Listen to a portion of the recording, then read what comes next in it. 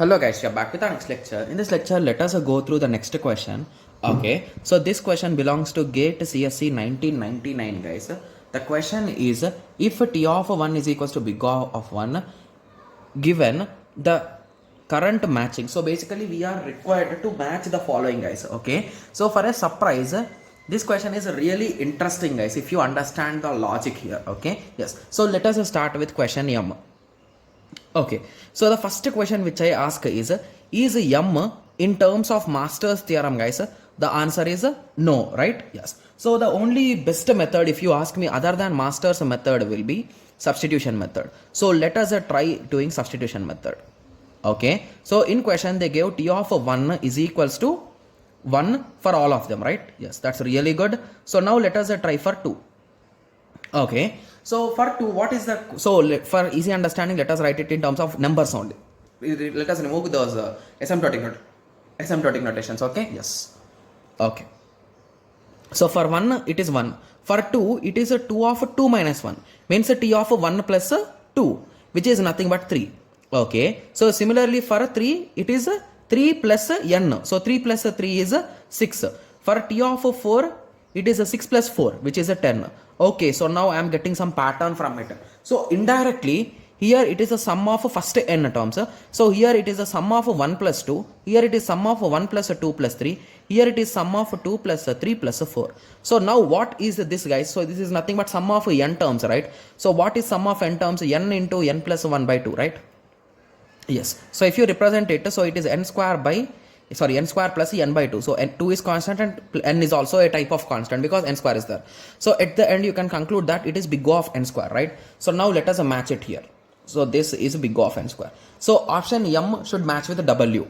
So option A could be correct, option B could be correct, option C is absolutely wrong, option D could be correct, right? Yes. So now we eliminated one option by using that method, right? Yes. So now let us go through second option, that is a B, right?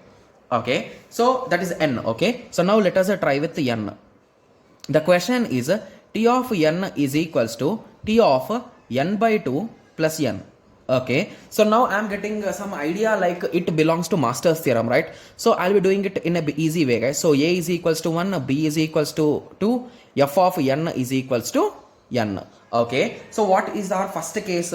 So case 1 says that f of n, that is nothing but n, is equals to big O of n log, what is the value of A? Here it is 1, here it is a 2, okay, minus epsilon.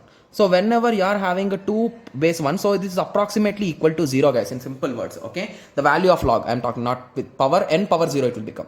So big O of n power 0 minus epsilon. Yeah, so even if you want you can calculate it with really small value guys. Okay, so let us try anyway, because most of the students will say in our calc we got some other value, so it is 0, so we got in calc, right? Yes. Okay, so I think it's not visible, so now it's visible, right? It is 0, right? Yes. Okay, okay, so it is nothing but minus epsilon. So if I assume epsilon value as a 0.1, it will become big O of n power minus 0.1, which is a wrong case, right? So big O represents maximum. So is this maximum than this? No. Hence case 1 is wrong. So now moving on to case 2 guys. Okay, so similarly moving on to case 2. So in case 2 what we are having, so it is n is equals to, we will just remove this epsilon, minus epsilon here. So big O, theta of n log 2 power 1. So again this will be 0, 2 power 0 is nothing but 1. So it is saying theta of 1 is equals to n. So are these two equal guys? No. Hence this is also absolutely wrong guys. Okay, yes.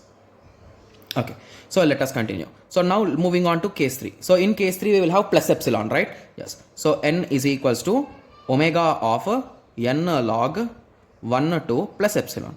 So again this will be 0 plus epsilon, assume epsilon equal to 0.1. So it will be omega of n power 0.1 n. So what omega says? Omega says it is nothing but minimum. So is n power 0.1 minimum? Yes. So this statement is absolutely true guys if you ask me, right? Yes. So this is our first case, right? Yes. So we are having one more case in this example, right? Yes. So the one more case will be A into f of n by b is less than or equal to c into f of n. So let us substitute the value of A. So what is the value of A? 1 into f of n by 2 is less than or equal to c into n. So here if you apply f of n by 2 here, it will become n by 2, right? N by 2 is less than or equal to c into n. So n and cancel, it is 1 by 2. So the condition is c should be less than or equal to 1, guys. So is that satisfied? Yes, it is less than. Sorry, it's not equal to less than.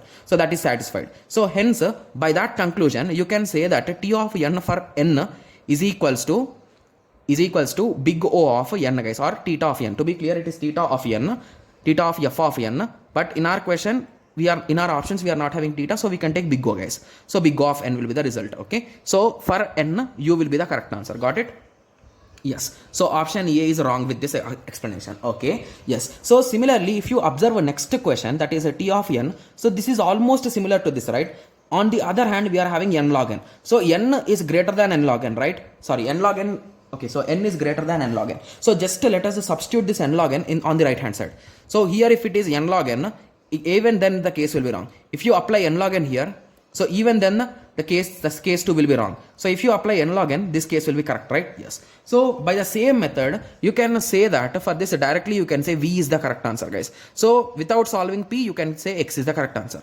So now let us check. So obviously B is wrong and C is correct. Got it? D is correct, right? Yes. Okay, yes. So with that simple explanation and simple problem solving, we are able to solve this question, guys. Okay, yes. So I hope everyone got some basic idea, right? At least some basic idea how we are solving these kind of recursive functions. These are really easy, guys. They might take some time, but these are the rank deciders, guys. In simple words, you can say, because most of the students will do some silly mistakes, or they will not be able to solve these kind of questions. Okay, yes. So I hope everyone got a clear idea on this question. So in the next lecture, let us continue with the next question. Thank you. Thanks for watching. Like, share, and subscribe for more awesome videos like this. Thank you.